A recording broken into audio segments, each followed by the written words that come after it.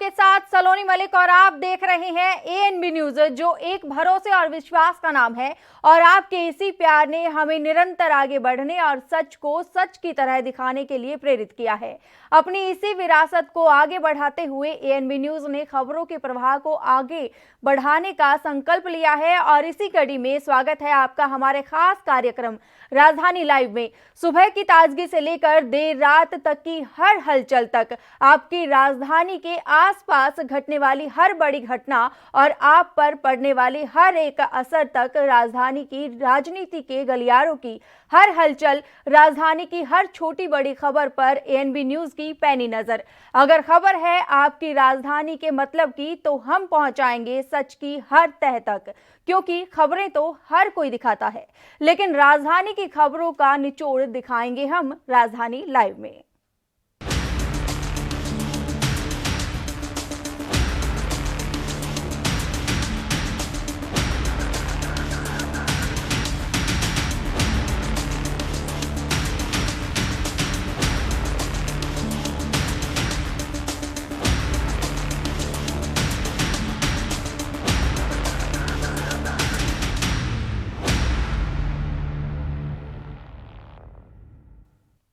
तो चलिए राजधानी लाइव की शुरुआत करते हैं दिल्ली, चंडीगढ़, मुंबई और देहरादून से। आज की बड़ी खबरें हम आप तक पहुंचाएंगे। सबसे पहले नजर डालते हैं 4 तस्वीरों पर। पहली तस्वीर राजधानी दिल्ली से। कोरोना काल में कोरोना वॉरियर्स के रूप में काम कर रहे एमसीडी के सफाई कर्मी इस समय सड़कों पर हैं, लेकिन इस बार में सफाई के लिए नहीं है, अपनी मांगों को लेकर सड़कों पर है। क्या मांगे हैं कर्मचारियों की, जानेंगे आज। उससे पहले दूसरी तस्वीर में देखिए, अब पंजाब के सीएम शराब से मौत के मामले में किस कदर घिरते नजर आ रहे हैं। अपनी ही पार्टी के नेताओं का विरोध झेल रहे सीएम को अब बीजेपी भी घेरने का मौका नहीं छोड़ रही है, और इसी लिए आज बीजेपी सीएम आवास पर घेराव करेगी। चलिए अब तीसरी तस्वीर का रुख करते हैं। उत्तराखंड की सियासत में अब आम आदमी पार्टी भी उतर आई है। आम आदमी पार्टी उत्तराखंड में 2022 के असेंबली चुनाव में हिस्सा लेगी। अब चौथी और आखिरी तस्वीर देश की राजधानी मुंबई से, जहां कोरोना संक्रमण का ग्राफ तेजी से ऊपर बढ़ रहा है, लेकिन बावजूद इसके यहां सोशल डिस्टेंसिंग तार तार होती हुई नजर आ रही है। पंडित जसराज के अंतिम दर्शन के लिए यहां लोगों की भीड़ उमड़ पड़ी है।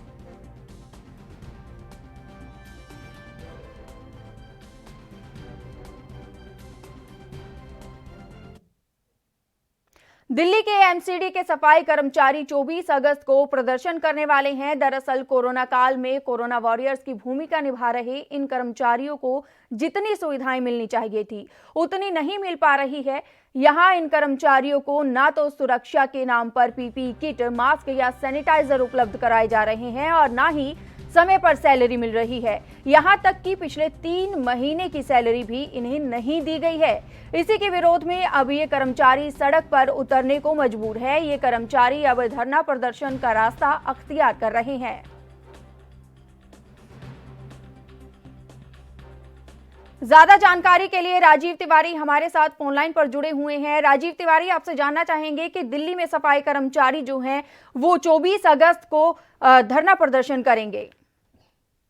देखिए बिल्कुल, जिस तरीके से दिल्ली सरकार से और एमसीडी विभाग से सफाई कर्मचारी कहीं न कहीं उनका जो गुस्सा है वो कई बार हमने देखने को भी मिला, क्योंकि लगातार उन्होंने कई बार अपनी सैलरी को लेकर प्रदर्शन करे हैं। और कहीं न कहीं अरविंद केजरीवाल जी के जो निवास स्थान है उनके बाहर भी उन्होंने बर्तन, जहाँ तक की थाली और बर्तन बजा कर भी उन्होंने अपना गुस्सा जाहिर किया। और कहीं न कहीं राखी से पहले एक उम्मीद जताई गई थी सफाई कर्मचारियों की तरफ से कि उनको सैलरी टाइम से मिले, ताकि वो अपना रक्षाबंधन का जो त्योहार है, वो जो भाई बहनों के बीच में कहते हैं जो एक तो गिफ्ट दिया जाता है, या फिर कहीं यही कहें कि कुछ रस्म होती है, वो कहीं ना कहीं वो रस्म पूरी कर सके। मगर कहीं ना कहीं जब सैलरी जो कर्मचारियों को दी भी गई, मतलब 3 महीने की सैलरी थी, वो लगभग 1 महीने की सैलरी दी गई, वो भी राखी के त्योहार के बाद में। मगर कहीं ना कहीं जो उम्मीदें थी वो कहीं ना कहीं दिल्ली सरकार से नाराज नजर आए, और कहीं ना कहीं जो सफाई कर्मचारियों को गुस्सा है वो कहीं ना कहीं अब झलकता नजर आ रहा है, क्योंकि उसी को लेकर अब दोबारा से सैलरी नहीं मिल रही है तो कहीं ना कहीं फिर दिक्कतें आ रही हैं।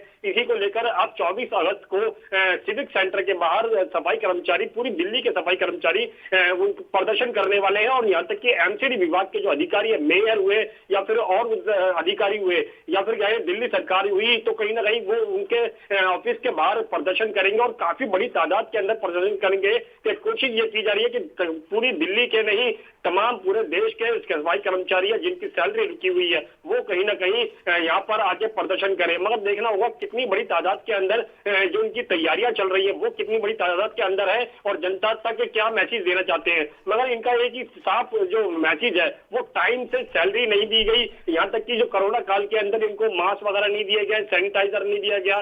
राजीव तिवारी, वहीं कोरोना काल की बात की जाए तो अगर पीएम नरेंद्र मोदी की बात करें, उन्होंने भी इनको कोरोना योद्धा का एक दर्जा दिया है जो इस मुश्किल दौर में हर समय हर किसी के काम आ रहे हैं। लेकिन ऐसे में भी सरकार की ओर से क्यों अभी तक पीपीई किटें या अन्य जो चीजें हैं वो मुहैया करवाई गई है?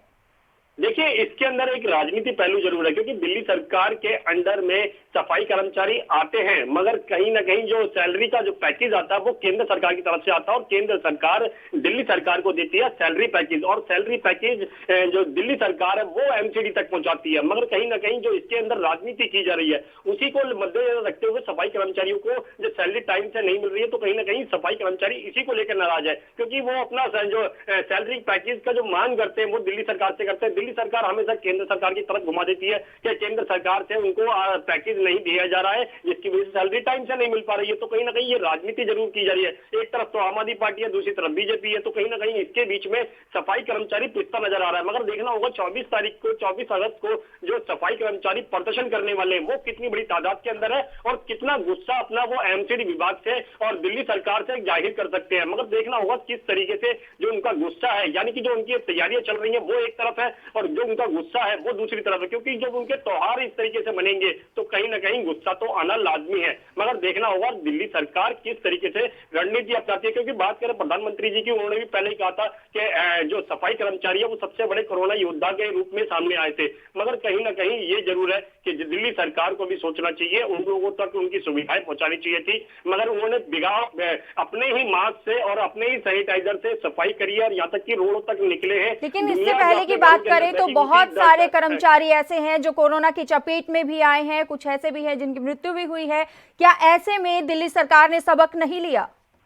देखिए, बिल्कुल बता दें, जिस तरीके से सफाई कर्मचारी नाराज जरूर है, मगर दिल्ली सरकार को चाहिए था कम से कम उनको लिए सोचना चाहिए था। मगर सोचने की तो बहुत दूर की बात है, क्योंकि सैलरी जब टाइम से नहीं मिलेगी तो इंसान को बाकी फैसिलिटी कैसे मिलेगी। यहाँ तक कि जो रिटायर अधिकारी हैं उन तक को पेंशन नहीं मिल रही थी, क्योंकि कैसे बुढ़ापे के अंदर है, कह सकते हैं बुजुर्ग हो जाता है इंसान तो कहीं ना कहीं उसका सहारा एक पेंशन बनती है, क्योंकि उसी के गुजारे से वो अपना दवाई ला सकता है, अपनी गुजारा कर सकता है। मगर कम से कम जब पेंशन ही नहीं मिलेगी तो इंसान किस तरीके से अपना कार्य करेगा। मगर कहीं ना कहीं दिल्ली सरकार को सोचना चाहिए कि जनता के बारे में नहीं तो कम से कम सफाई कर्मचारी, क्योंकि सफाई कर्मचारी सुबह 5 बजे उठकर अपने सफाई के जो इलाके हैं उनके जगह पे जाते हैं और वहां पे सफाई करते हैं। अगर सफाई कर्मचारी सफाई नहीं करेंगे तो शायद आपको अंदाजा नहीं है कि कितनी बड़ी महामारी फैल सकती है। और कहीं ना कहीं जो बारिश का टाइम भी चल रहा है उसी को लेकर भी अब जो सफाई कह सकते हैं सफाई नहीं हो रही है, जिसकी वजह से वाटर लॉकिंग की समस्या बन रही है। तो यही कारण है, कहीं सफाई कर्मचारी अपनी जिद्दों पर अड़े हुए हैं, दिल्ली सरकार अपनी जिद पड़ी हुई है और एमसीडी विभाग जो है वो अपनी जिद पड़ा हुआ। तो कहीं ना कहीं एक दूसरे के ऊपर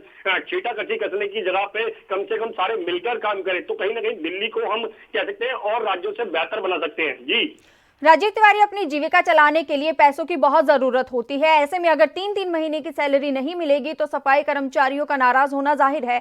लेकिन ऐसे में अगर बात की जाए दिल्ली सरकार की, तो सरकार की ओर से क्या कहा जा रहा है, क्या वजह बताई जा रही है कि आखिर उनके पैसे, उनकी सैलरी क्यों नहीं दी गई? देखिए, हमने मीडिया के जितनी बार भी दिल्ली सरकार से बात करने की कोशिश करी, हर बार उन्होंने यही एक संकेत दिया है कि केंद्र सरकार की तरफ से उनको पैकेज नहीं दिया जा रहा है, या दिया जाता है तो कम से कम वो काफी लेट वाली दिया जाता है। तो कहीं ना कहीं ये जरूर है, यही कारण बता के वो अपना पल्ला झाड़ लेते हैं। मगर बात करें जो एमसीडी विभाग की, जो एमसीडी विभाग के जो मेयर है यानी कि जयप्रकाश जी, उनसे भी हमने कई बार बात करने की कोशिश करी है और वो भी एक बीजेपी पार्टी से है। तो कहीं ना कहीं ये जरूर है, हमने उनसे जब जानने की कोशिश करी तो उन्होंने सीधे सीधे कहा कि केंद्र सरकार तो आर्थिक पैकेज दे रही है, यहाँ तक सैलरी पैकेज भी दे रही है, दिल्ली सरकार उनको सफाई कर्मचारियों तक नहीं पहुंचा रही है, क्योंकि वो उसमें एक कह सकते हैं षड्यंत्र रच रही है जिससे कि सफाई कर्मचारी नाराज रहे और जिसकी वजह से वो केंद्र सरकार से हमेशा गुस्सा ही रहे और दिल्ली सरकार को ही अपना माने। मगर कहीं ना कहीं इसके अंदर एक राजनीति जरूर है। हमें राजनीति नहीं, हमें एक सफाई कर्मचारी चाहिए जो कोरोना काल के अंदर या फिर ऐसी महामारी के अंदर की जो बारिश के समय में के अंदर भी महामारी फैलती है, तो कहीं ना कहीं उसके अंदर भी अगर सफाई कर्मचारी काम नहीं करेगा तो कहीं ना कहीं दिक्कतें जरूर आएंगी। मगर इसी को लेकर दिल्ली सरकार को चाहिए कि केंद्र सरकार से जो इससे पहले की बात करें अगर राजीव, इससे पहले भी बहुत बार सफाई कर्मचारी जो है धरना प्रदर्शन कर चुके हैं, लेकिन उनकी जो सैलरी है वो नहीं दी गई है। क्या ऐसे में अब जो 24 तारीख को धरना प्रदर्शन होने वाला है, क्या कोई हल निकल सकता है? क्या इनको इनकी सैलरी मिल सकती है?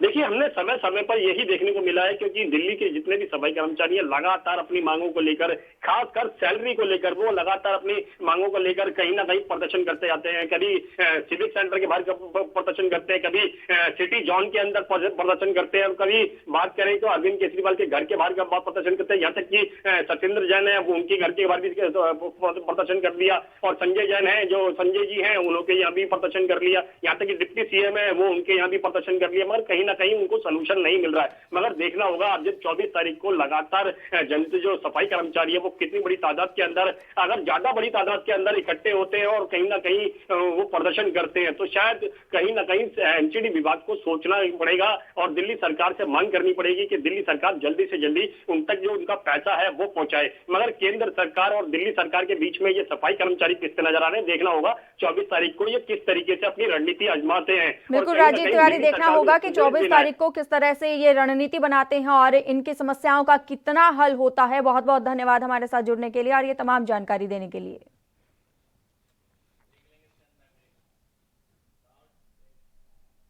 यहां रुकते हैं एक छोटे से ब्रेक के लिए, जल्द हाजिर होंगे।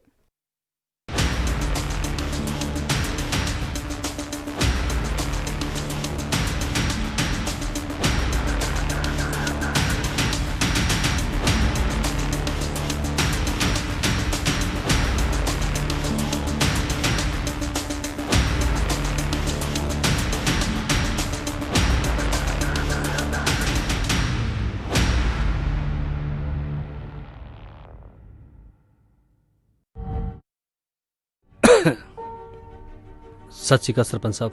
ਸਤਿ ਸ੍ਰੀ ਅਕਾਲ।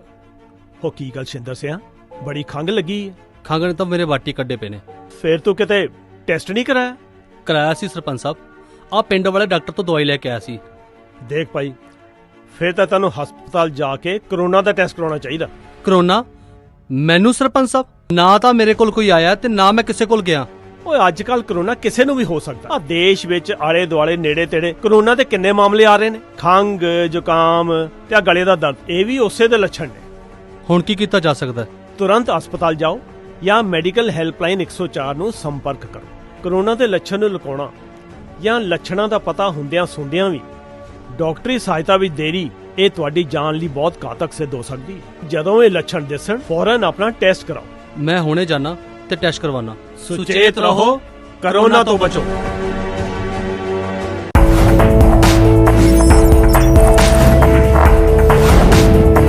कम ब्रेक और ज्यादा खबरों के साथ देखिए ANP news in channel number पर।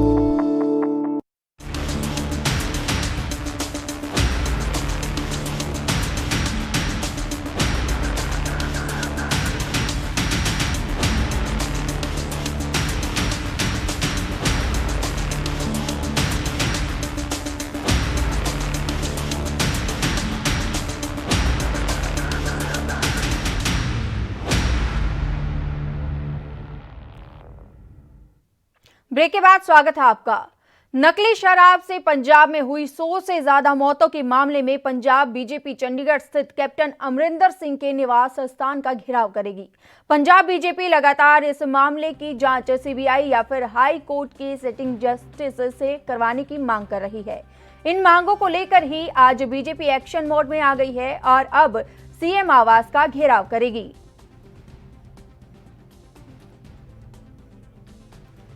ज्यादा जानकारी के लिए विनीत कपूर हमारे साथ लाइव जुड़ चुके हैं। विनीत, आपसे जानना चाहेंगे कि बीजेपी आज सीएम आवास का घेराव करेगी। शराब की वजह से, जहरीली शराब की वजह से 100 से ज्यादा लोगों की मौत हो गई थी।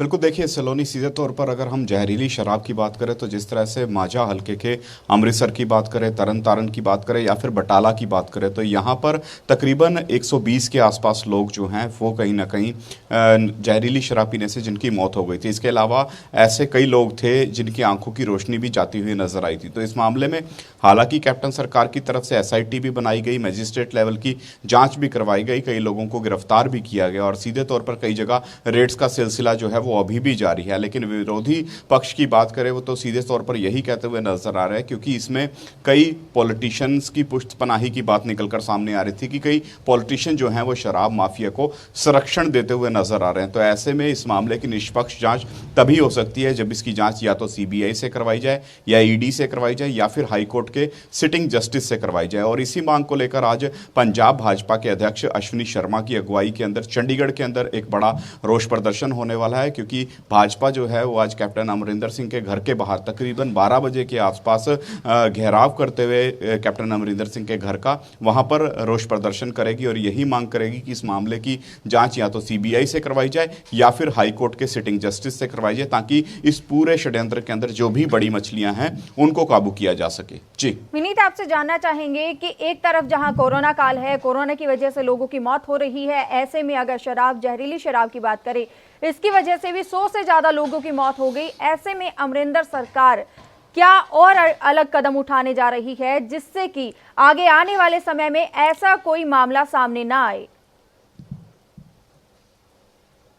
देखिए, सीधे तौर पर अगर हम कैप्टन सरकार की बात करें तो लगातार कैप्टन सरकार जो है वो इस घटना के बाद संजीदा होती हुई नजर आ रही है। जिस ढंग से जगह जगह पर रेड की जा रही है, इनलीगल स्पिरिट जो है वो भी बरामद किया गया है, कई जगह पर शराब की जो भट्टियां हैं जो अवैध शराब बनाते थे उनको काबू किया गया। लेकिन बड़ा सवाल ये है कि कांग्रेसी लीडरों के ऊपर जो आरोप लग रहे हैं उनको लेकर सरकार कितनी संजीदा होती है और क्या उनके खिलाफ किसी तरह की कार्रवाई होती है, क्योंकि विपक्ष लगातार यही आरोप लगा रहा है कि कुछ कांग्रेसी लीडरों का इस शराब माफिया को संरक्षण मिला हुआ है, जिस वजह से कहीं ना कहीं ये शराब माफिया जो है ये पहले स्टेट के रेवेन्यू को नुकसान पहुंचाता नजर आ रहा था और अब इस शराब माफिया की वजह से कहीं ना कहीं लोगों की जानें जाती हुई भी नजर आ रही हैं। तो ऐसे में कैप्टन सरकार की संजीदगी पर सवाल है। हालांकि कैप्टन सरकार जरूर कहती नजर आ रही है कि किसी भी दोषी को बख्शा नहीं जाएगा। इसके अलावा कानूनों की बात करें तो उसमें भी बदलाव करने की बात की जा रही है कि अगर कोई डायरेक्ट शराब की तस्करी करने में या शराब बनाने में, जो कि अवैध शराब कहा जाता है,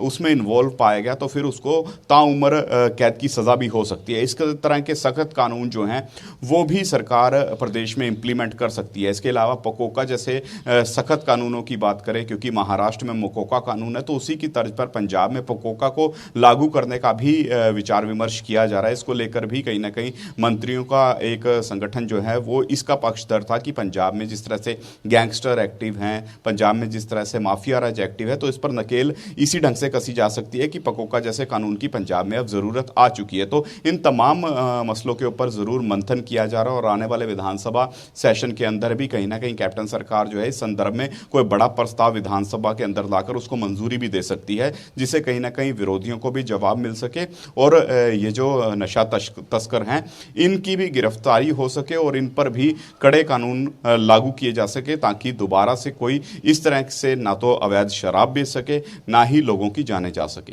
जी विनीत, आपसे ये जानना चाहेंगे, आज का जो घेराव करेगी बीजेपी वो क्या चंडीगढ़ में ही रहेगा या अन्य जिलों की भी बात करें तो वहां से भी बीजेपी कोई ऐसे कदम उठाने जा रही है, घेराव करने जा रही है? देखिए सलोनी, पिछले काफ़ी दिनों से अगर बीजेपी की बात करें या फिर शिरोमणि अकाली दल की बात करें तो पंजाब के विभिन्न जिलों में उनकी तरफ से इस तरह के रोष प्रदर्शन किए गए हैं। लेकिन आज एक बड़ा रोष प्रदर्शन है जिसमें जो पंजाब यूनिट है बीजेपी की, उसके सभी नेता जो हैं वो आज चंडीगढ़ में एकत्रित होंगे। सेक्टर 17 से पैदल मार्च निकालते हुए ये सभी नेता जो हैं कैप्टन अमरिंदर सिंह की जो सेक्टर 2 के अंदर कोठी है, जो सरकारी निवास स्थान है, वहाँ का घेराव करेंगे और उस दौरान सीधे तौर पर यही मांग करेंगे कि इस पूरे मामले की इसकी सीबीआई से जांच करवाई जाए। हालांकि इस प्रदर्शन को देखते हुए पुलिस की तरफ से भी सुरक्षा के बेहतर प्रबंध किए गए हैं। पूरी की पूरी जो सीएम रेजिडेंस का एरिया है, जो सड़क से है, उनको सील कर दिया गया है ताकि बीजेपी कार्यकर्ता जो हैं वो कहीं ना कहीं सीएम रेजिडेंस तक ना पहुंच सकें। और सीधे तौर पर जिस तरह से लगातार पुलिस पहले भी इस तरह के प्रदर्शनों पर लगाम लगाने को लेकर कड़े कदम उठाती नजर आई है, आज भी कुछ इसी तरह के कदम जो हैं वो पुलिस की तरफ से उठाए गए हैं। जी विनीत, आपसे जानना चाहेंगे कौन से बड़े नेता इसमें शामिल हो सकते हैं?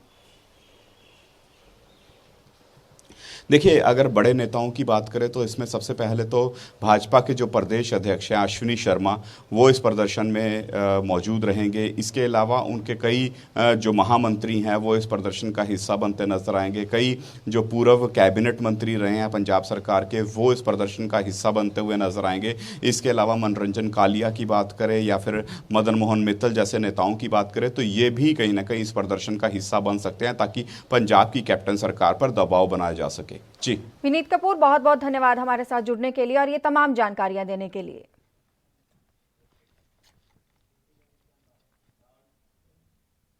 दिल्ली की सत्ता पर काबिज आम आदमी पार्टी लंबे वक्त से कोशिशों में रही है कि वो अलग अलग सूबों में पार्टी को मजबूत करे। इसी कड़ी में अब दिल्ली के सीएम अरविंद केजरीवाल ने ऐलान किया है कि आम आदमी पार्टी उत्तराखंड में 2022 के असेंबली चुनाव में हिस्सा लेगी।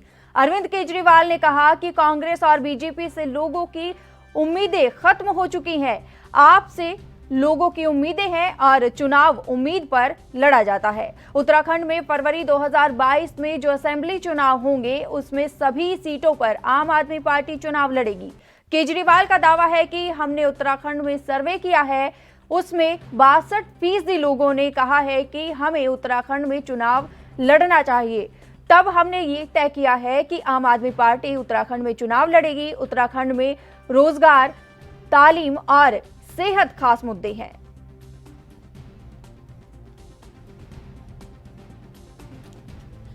आपको बता दें कि दिल्ली की सत्ता पर काबिज आम आदमी पार्टी लंबे वक्त से कोशिशों में रही है कि वो अलग अलग सूबों में पार्टी को मजबूत करे।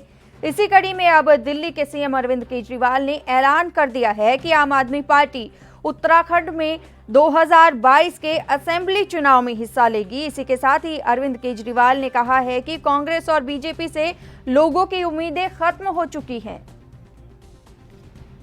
ज्यादा जानकारी के लिए प्रतीक पाठक संवाददाता हमारे साथ लाइव जुड़ चुके हैं। प्रतीक, आपसे जानना चाहेंगे, आम आदमी पार्टी अब उत्तराखंड के चुनाव में कूदने जा रही है।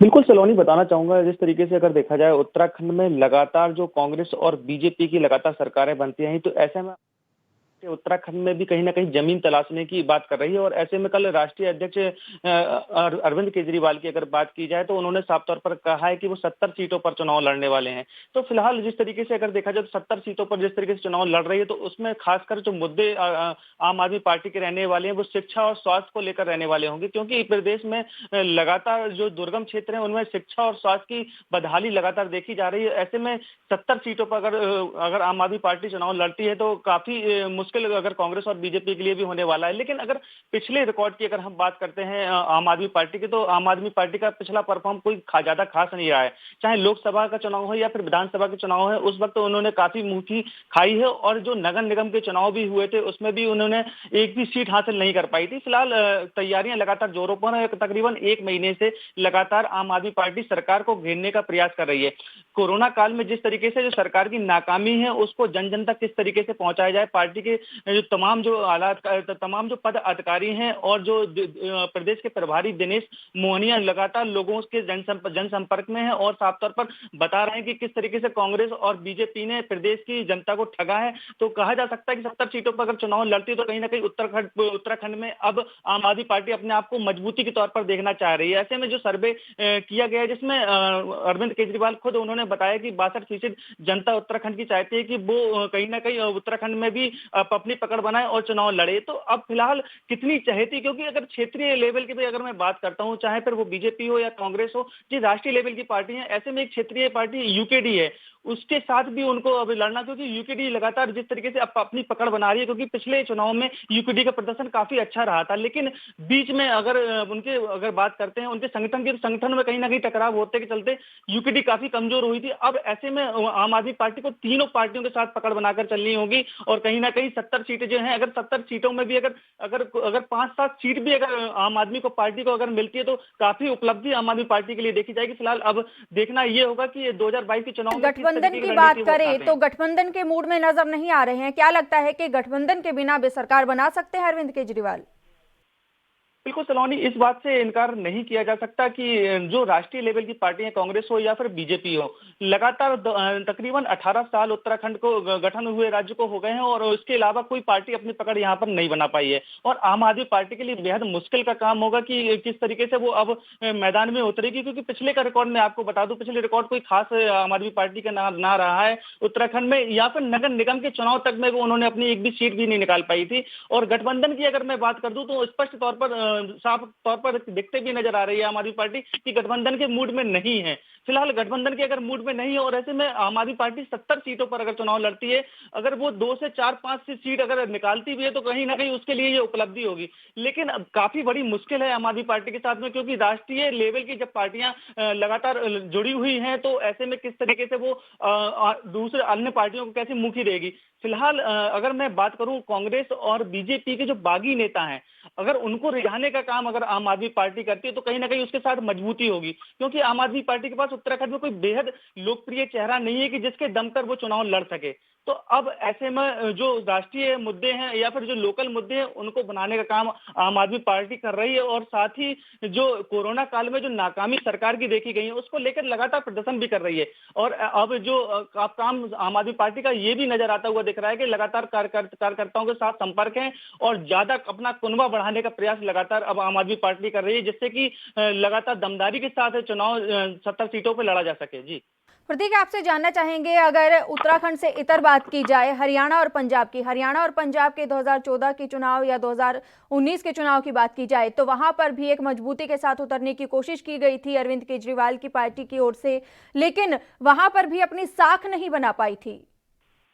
बिल्कुल सलोनी, एक उदाहरण के तौर पे बिल्कुल सही बात है कि जिस तरीके से हरियाणा और तमाम जो राज्यों में कोशिश की गई थी, लेकिन वो कोशिश कामयाब अरविंद केजरीवाल की नहीं हो पाई थी। फिलहाल दिल्ली मॉडल का एक प्रारूप दिखाकर ये उत्तराखंड में आने की कोशिश की जा रही है कि शिक्षा व्यवस्थाएं नहीं है, क्योंकि दिल्ली में जिस तरीके से उन्होंने शिक्षा व्यवस्थाओं को ठीक किया है, स्वास्थ्य व्यवस्थाओं को ठीक किया है, कहा जाता है कि उन्होंने मोहल्ला क्लिनिक जो खोले थे उसकी तर्ज में उत्तराखंड में भी ये मोहल्ला क्लिनिक खोलेंगे। तो कहा जा सकता है कि वो एक मॉडल दिखाकर उत्तराखंड में आने का प्रयास कर रहे हैं, लेकिन उत्तराखंड में वो पहले भी आ चुके हैं और जिस तरीके से जो तीसरी बार मुख्यमंत्री जब वो बने हैं तो उनका ये फुल कॉन्फिडेंस भी कहा जा सकता है कि हमने 62% देखा है कि उत्तराखंड की जनता जानती है कि अब आम आदमी पार्टी को अब आना चाहिए। लेकिन इससे इनका नहीं किया जा सकता कि जो राष्ट्रीय लेवल की पार्टियां हैं और ऐसे में जो बीजेपी सरकार है इन 1.5 सालों में बचे हैं अब 2022 के चुनाव के लिए, तो ऐसे में लगातार वो भी काम करते हुए नजर आ रही है। तमाम सारे शिलान्यास अब मुख्यमंत्री के द्वारा भी किए जा रहे हैं और उपलब्धि के तौर पर कहीं ना कहीं अब बीजेपी सामने फ्रंट फुट पर भी नजर आती है और लगातार वर्चुअल रैली भी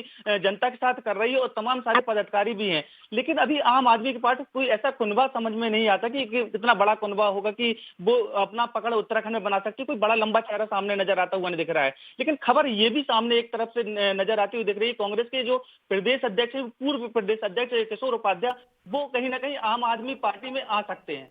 ठीक है प्रतीक, समय के भाव की वजह से आपको यहाँ रोकना चाहूंगी। बहुत बहुत धन्यवाद हमारे साथ जुड़ने के लिए और ये तमाम जानकारी देने के लिए।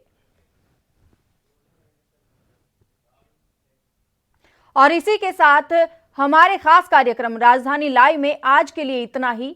सटीक नजरिए से देश की हर खबर के लिए, मुद्दे के हर पहलू के लिए दमदार, सटीक, सार्थक और संजीदा अनुभव के साथ कस्बे से सूबे तक की हर छोटी बड़ी खबर के लिए देखते रहिए ANB न्यूज़।